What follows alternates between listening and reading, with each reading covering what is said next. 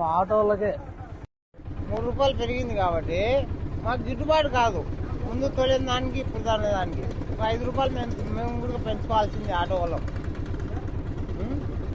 అంటే రేట్ పెరిగిన దానికి మేము బాధపడడంలే, అది పెరుగుతూ ఉంటుంది తగ్గుతూ ఉంటుంది ఒక ఊతురి. అది చాలా రోజులే తగ్గగా ఒకటే రేటు మీద జరుగుతూ వస్తుంది. కానీ ఇప్పుడు అటాటుగా డీజిల్ ఇంతకుముందు ప్రాబ్లం జరిగింది. ఒక 10 రోజుల కిందట డీజిల్ దొరకక నాన్న అవసాట్లు పెట్టుకుని బండ్లు ఇండ్ల కాడ పెట్టుకుని ఇబ్బంది పడినాము. మాకు ఎవరు సహకరిలే. మళ్ళీ వచ్చిన తర్వాత కొద్దిగా ఇచ్చినారు డీజిల్ ఎత్తుకొని పోమని. అందరూ ఉన్నోళ్ళు డబ్బులు ఉన్నోళ్ళు తీసుకొని పోయి క్యాన్లు పెట్టుకుని ఇండ్ల కాడ వాడుకున్నారు వాళ్ళు. మేము లేని వాళ్ళు ఇండ్ల కాడ పెట్టుకుని ఇదే నాకు ఆటోనే నా జీవన ఆధారం ఇదే. ఇది లేకుంటే నేను బతకలేను.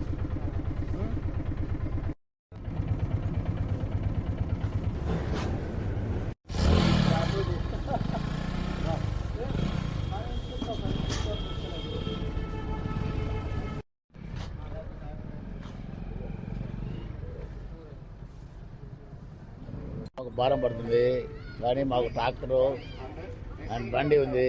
రోజు 300 మాకు అదనపుగా పెంచినట్టే మీరు దీనివల్ల చర్యలు తీసుకొని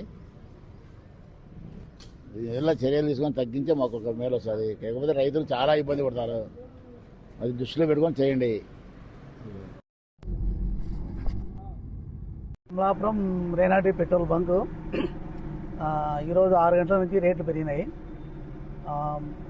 మామూలుగా పెట్రోల్ 108.63 ఉండేది, ఇప్పుడు 111.92 అయింది. అంటే 3.29 పెరిగింది. తర్వాత పవర్ పెట్రోల్ వచ్చేసి 118.66 ఉండేది, ఇప్పుడు 121.94 అయింది. అంటే 3.28 పెరిగింది.